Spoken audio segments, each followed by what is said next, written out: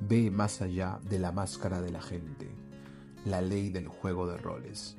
La gente se pone la máscara que le haga verse mejor, de diligencia, seguridad, humildad. Dice las cosas correctas, sonríe y se muestra interesada en nuestras ideas. Aprende a ocultar su envidia e inseguridades. Si confundimos esta apariencia con la realidad, jamás conoceremos sus sentimientos verdaderos, y en ocasiones su repentina resistencia, hostilidad y manipulaciones nos tomarán desprevenidos. Por fortuna, esas máscaras tienen grietas. Las personas dejan ver sin cesar sus verdaderos sentimientos y deseos inconscientes en señales no verbales, que no pueden controlar por completo. Expresiones faciales, inflexiones de voz, tensión corporal y gestos nerviosos. Tú debes dominar este lenguaje y transformarte en un intérprete superior de hombres y mujeres. Armado de este conocimiento, tomarás las medidas defensivas apropiadas. Por otro lado, como la gente te juzga por tu apariencia, aprende a presentar tu mejor fachada y a desempeñar tu papel con gran efecto. El segundo lenguaje. Al despertar una mañana de agosto de 1919, Milton Erickson, el futuro pionero de la hipnoterapia y uno de los psicólogos más influyentes del siglo XX, quien tenía entonces 17 años de edad, descubrió que algunas partes de su cuerpo estaban paralizadas. En los días siguientes, la parálisis se extendió. Pronto se le diagnosticó polio, casi una epidemia en esa época. Acostado en su cama, oyó que su madre hablaba de su caso en otra habitación con dos especialistas que la familia había llamado. Bajo el supuesto de que Erickson dormía, uno de los médicos le dijo: «Su hijo no llegará mañana». La madre entró en la habitación e intentó disfrazar su dolor, sin saber que él había escuchado la conversación. Erickson le estuvo pidiendo que moviera el armario junto a su cama, a un lado, luego al otro. Ella pensó que deliraba, pero él tenía sus razones. Quería librarla de su angustia y que el espejo del armario quedara justo donde debía. Si él empezaba a perder la conciencia, podría concentrarse en el atardecer que se reflejaba en el espejo y conservar esta imagen lo más posible. El sol retornaba siempre. Quizás él también lo haría y desmentiría a los médicos. Horas después cayó en coma. Recuperó el conocimiento 3 días más tarde. Aunque había burlado a la muerte, la parálisis cubría ya todo su cuerpo. Incluso sus labios permanecían inertes. No podía moverse ni gesticular, ni comunicarse con los demás por ningún otro medio. Las únicas partes de su cuerpo que podía mover eran los ojos, lo que le permitía examinar el reducido espacio de su recámara. Confinado en la granja de Wisconsin donde creció, su compañía se reducía a sus 7 hermanas, su único hermano, sus padres y una enfermera privada. Para alguien con una mente tan activa, el tedio era insoportable. Un día escuchó a 2 de sus hermanas conversar entre ellas y tomó conciencia de algo que no había notado antes. Mientras hablaban, sus rostros hacían toda suerte de movimientos y el tono de su voz parecía tener vida propia. Una le dijo a la otra: «Sí, esa es una buena idea», pero lo dijo con un tono uniforme y una sonrisita que al parecer significaban: «No creo que sea en absoluto una buena idea». Un sí podía querer decir no. Prestó atención entonces a ese juego estimulante. En el curso del día siguiente contó 16 formas distintas de no que indicaban varios grados de severidad y se acompañaban en todos los casos por expresiones faciales diferentes. Una hermana respondió sí a algo mientras agitaba la cabeza en señal de no. Esto fue muy sutil, pero él lo vio. Si la gente decía sí cuando en realidad quería decir no, parecía hacerse evidente en sus gestos y lenguaje corporal. En otra ocasión, vio de reojo que una hermana le ofrecía una manzana a la otra, cuando la tensión en su rostro y rigidez de sus brazos señalaban que ese acto se reducía a mera cortesía y que en realidad deseaba conservarla para sí. Pese a que la otra hermana no captó esa insinuación, fue muy clara para él. Incapaz de participar en conversaciones, Erickson se descubrió absorto en los gestos de las manos de los demás, sus cejas elevadas, el timbre de su voz y su súbito cruzar de brazos. Notaba, por ejemplo, que tan a menudo se hinchaban las venas del cuello de sus hermanas cuando se acercaba a él, lo que delataba el nerviosismo que sentían en su presencia.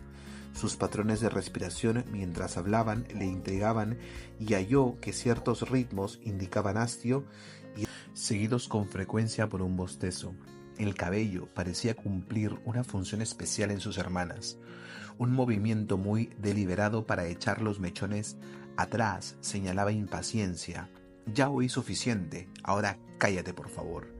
En cambio, un lance más rápido e inconsciente indicaba que estaban absortas. Atrapado en su lecho, su oído se volvió más agudo. Ahora captaba conversaciones enteras de la otra habitación, donde la gente no intentaba montar un espectáculo agradable ante él. Pronto advirtió un patrón peculiar. Rara vez los demás eran directos al hablar. Una hermana podía dedicar varios minutos a dar rodeos, insinuando a otra lo que en realidad quería, como pedirle prestada una prenda o que se le ofreciera una disculpa. Su deseo oculto era indicado claramente por su tono de voz, que hacía énfasis en ciertas palabras. Esperaba que la otra la entendiera y le proporcionara lo que quería, pero a menudo sus insinuaciones eran ignoradas, y ella se veía forzada a decir expresamente lo que deseaba. Una conversación tras otra adoptaban este patrón recurrente. Muy pronto se convirtió en un juego para él adivinar en el menor tiempo posible qué era lo que su hermana quería decir. Era como si en medio de su parálisis hubiera cobrado repentinamente conciencia de un segundo canal de comunicación humana, un segundo lenguaje en el que las personas expresaban algo de lo que escondían en su interior, a veces sin darse cuenta. ¿Qué ocurriría si él pudiera dominar las complejidades de ese lenguaje? ¿Cómo modificaría eso su percepción de los demás? Podría extender sus facultades de interpretación a los gestos casi invisibles que las personas hacían con los labios, la respiración y el nivel de tensión en sus manos. Meses después, un día en que estaba sentado junto a la ventana en un sillón reclinable especial que su familia había diseñado para él, oyó que sus hermanos jugaban afuera. Aunque había recuperado el movimiento de sus labios y ya podía hablar, su cuerpo seguía paralizado. Sintió el vivo deseo de acompañarlos. Como si hubiera olvidado momentáneamente su parálisis, hizo el esfuerzo mental de levantarse y por un breve segundo experimentó una punzada muscular en la pierna. Era la primera vez en mucho tiempo que sentía un movimiento en su cuerpo. Los médicos le habían dicho a su madre que nunca volvería a caminar, pero ya se habían equivocado antes. Con base en esa simple punzada, decidió hacer un experimento. Se concentraba en un músculo particular de la pierna, recordaba la sensación que había experimentado ahí antes de su parálisis, e intentaba moverlo con todas sus fuerzas mientras imaginaba que funcionaba otra. ¿Ves? Su enfermera lo masajeaba esa área y poco a poco, con éxito intermitente, comenzó a sentir nuevas punzadas y luego un ligero movimiento retornaba al músculo. Mediante este lento proceso reaprendió a pararse, después a dar pasos, luego a caminar por su habitación y más tarde a salir, cada vez a mayores distancias. Gracias a su fuerza de voluntad e imaginación, fue capaz de alterar su condición física y recuperar por completo el movimiento. Reparó en que la mente y el cuerpo operan juntos, en formas que apenas conocemos. Deseoso de explorar más de esto, decidió seguir la carrera de medicina y psicología y a fines de la década de 1920 empezó a practicar la psiquiatría en varios hospitales. Pronto desarrolló un método propio diametralmente opuesto al de otros especialistas. Casi todos los psiquiatras en funciones se concentraban en las palabras, hacían hablar a sus pacientes y repasar su niñez en particular, con lo que esperaban tener acceso a su inconsciente. Erikson se centraba en cambio en la presencia física de la gente como vía de acceso a su inconsciente y su vida mental. Las palabras solían usarse para encubrir, eran una forma de ocultar lo que sucedía. Él hacía sentir cómodos a sus pacientes y detectaba signos de tensiones escondidas y deseos insatisfechos que escapaban de su voz y postura. Entretanto, exploraba a fondo el mundo de la comunicación no verbal. Su lema era observa, observa, observa. Con este fin, llevaba consigo siempre una libreta en la que anotaba todas sus observaciones. Un elemento que le fascinaba en particular era el modo de andar de la gente, quizá como un reflejo de la dificultad que habían atravesado cuando reaprendió a usar sus piernas. Veía caminar a la gente en cada parte de la ciudad, prestaba atención a la pesadez del paso. Ahí estaba el andar enfático de quienes eran persistentes y resueltos, el paso ligero de los indecisos, las sueltas zancadas de los perezosos, el andar sin rumbo fijo de quien se perdía en sus pensamientos. Observaba de cerca la oscilación extra de las caderas o el altivo que elevaba la cabeza, en muestra de su gran seguridad en sí mismo. Estaba el andar que la gente asumía para esconder alguna debilidad o inseguridad, la exagerada zancada masculina, el despreocupado arrastrar de pies del adolescente rebelde. Tomaba nota de los inesperados cambios en el andar cuando una persona se emocionaba o se ponía nerviosa. Todo esto le proporcionaba abundante información sobre el estado de ánimo y la seguridad de la gente. Ponía su mesa al fondo de su consultorio para que sus pacientes caminaran hacia él. Reparaba en los cambios en su modo de andar entre antes y después de la sesión. Escudriñaba la forma en que se sentaban, el nivel de tensión en sus manos cuando se agarraban de los brazos del sillón y el grado en que lo miraban de frente mientras hablaban. Y en cuestión de segundos, sin necesidad de un previo intercambio de palabras, tenía una detallada interpretación de sus inseguridades y rigideces, claramente indicadas por su lenguaje corporal. En algún momento de su carrera, trabajó en una unidad psiquiátrica en la que en cierta ocasión los psicólogos se encontraban perplejos con un hombre de negocios que había amasado una fortuna y perdido todo a causa de la Gran Depresión. Lo único que este señor podía hacer era llorar y mover continuamente las manos de ida y vuelta desde su pecho. Nadie entendía la fuente de este tic y no sabían cómo ayudar al paciente. Hacerlo hablar no era fácil ni fructífero. Pero tan pronto como Erikson lo vio, comprendió la naturaleza de su problema. Con su gesto expresaba literalmente los fútiles esfuerzos que había hecho para salir adelante y la desesperación que esto le producía. Erikson se acercó a él y le dijo: «Su vida ha tenido muchos altibajos», y alteró el movimiento de sus brazos para que él los desplazara de arriba a abajo. El hombre se mostró interesado en este nuevo movimiento y lo adoptó como su nuevo tic. En colaboración con un terapeuta ocupacional, Erikson puso lijas en cada mano del paciente y colocó ante él una tosca pieza de madera. El hombre se entusiasmó pronto con el pulido de la madera y el olor que despedía mientras la lijaba. Dejó de llorar, tomó clases de carpintería y tiempo después comenzó a vender los elaborados tableros de ajedrez que él mismo tallaba. Cuando Erikson se concentró en su lenguaje corporal y alteró sus movimientos físicos, pudo destrabar su mente y curarlo. Una categoría que le fascinaba era la diferencia en la comunicación no verbal de hombres y mujeres, y el hecho de que esto reflejaba una manera distinta de pensar. Era sensible en particular a las peculiaridades de las mujeres, quizás en respuesta a los meses que había dedicado a observar con atención a sus hermanas. Podía diseccionar cada matiz de su lenguaje corporal. Una vez llegó a verlo una hermosa joven quien le dijo que ya había consultado a varios psiquiatras, pero que ninguno de ellos la había convencido. ¿Él sería el indicado?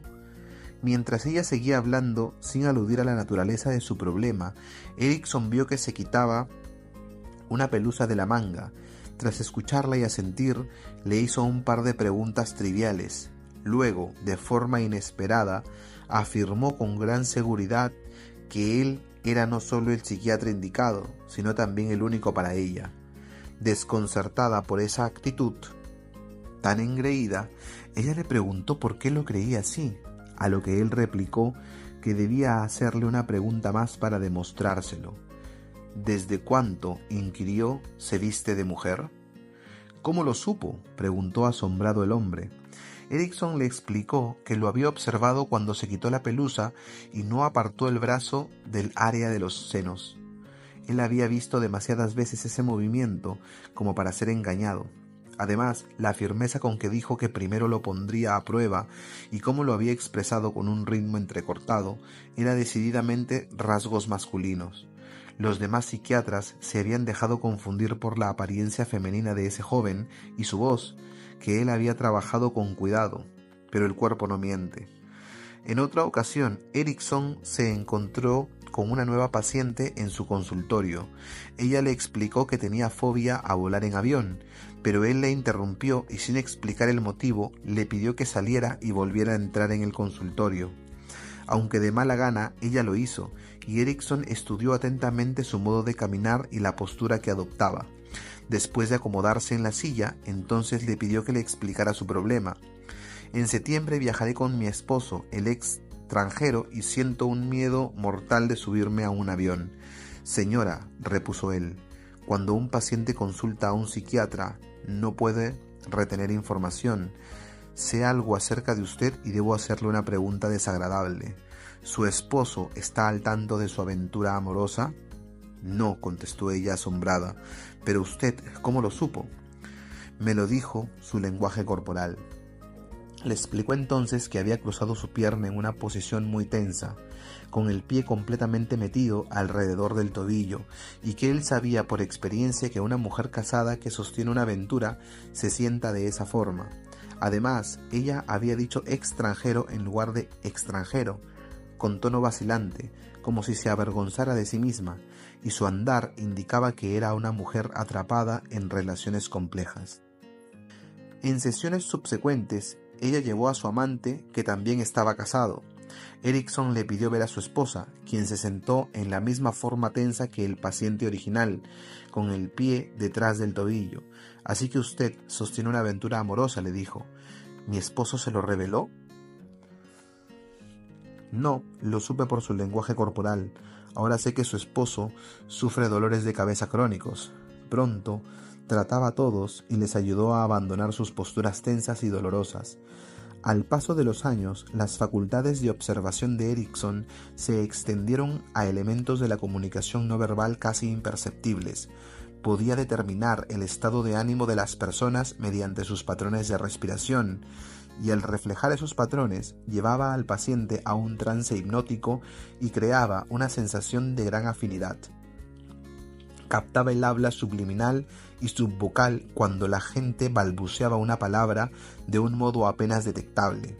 Así, era como los adivinos, psíquicos y magos se ganaban la vida. Sabía que su secretaria estaba menstruando por la fuerza con que tecleaba, adivinaba la profesión de una persona por la condición de sus manos, la pesadez de su andar, la manera en que inclinaba la cabeza y sus inflexiones de voz. A pacientes y amigos les daba las impresiones de que Erickson poseía poderes psíquicos, porque no sabían cuánto tiempo y esfuerzo había invertido en estudiar todo aquello hasta dominar ese segundo lenguaje.